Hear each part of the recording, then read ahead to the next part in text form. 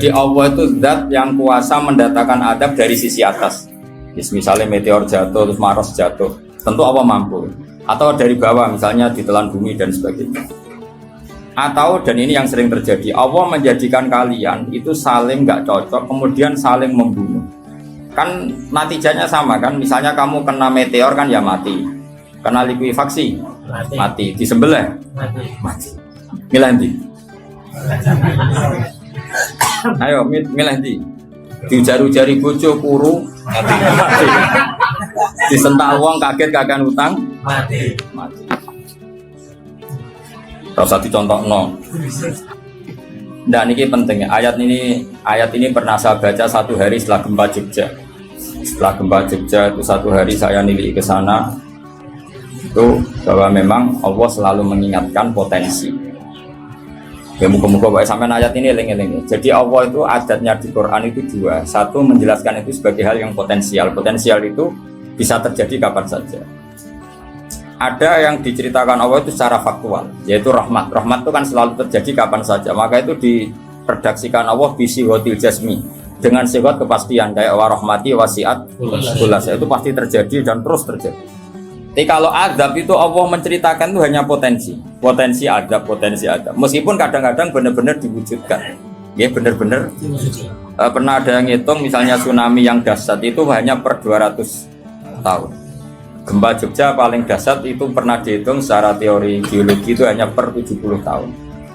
Artinya kalau azab itu ada siklusnya yang ekstrim loh ya. Tapi kalau rahmat kapan saja dan di mana saja. Maka pola-pola di Quran, kalau sampean mengkaji Quran, itu kalau rahmat itu mesti redaksinya itu bisi hotil jasmi dengan sifat kepastian.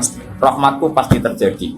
Kata barabbukum ala nafsi rahmah, bahkan Tuhanmu memastikan dirinya pelaku rahmat, dirinya pelaku pemberi rahmat, dan Allah mewajibkan pada dirinya sendiri. Tapi kalau Allah menceritakan adab itu hanya redaksi saya mampu memberi adab, tapi tidak harus melakukan. Jadi mampu kan tidak harus melakukan, tapi tetap potensi melakukan. Ini jenis qadir apa?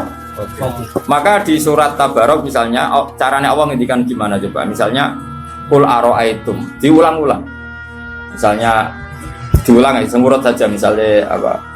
Wa sirru qawlakum wa innahu alimun bi dzati sudur ala ya'lamu khalaqa wa walladzi ja'ala samsum amin man fis sama ayakhsifa bikumul ardo fa idza hiya tamun. Sebagian ayat qul ara'aitakum dan sebagainya.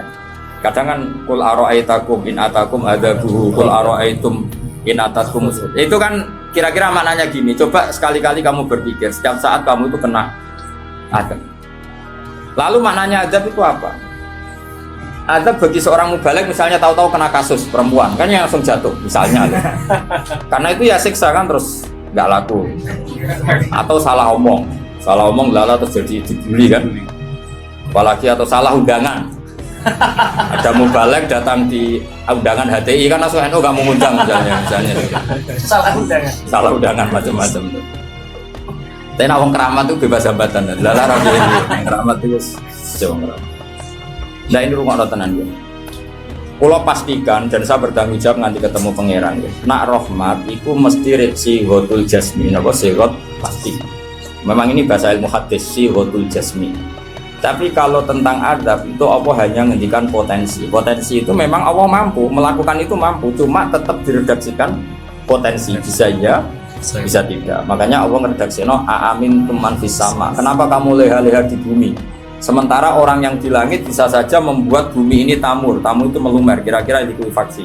Setiap saat bumi yang kita injak ini bisa likuifaksi terus kita ditelan.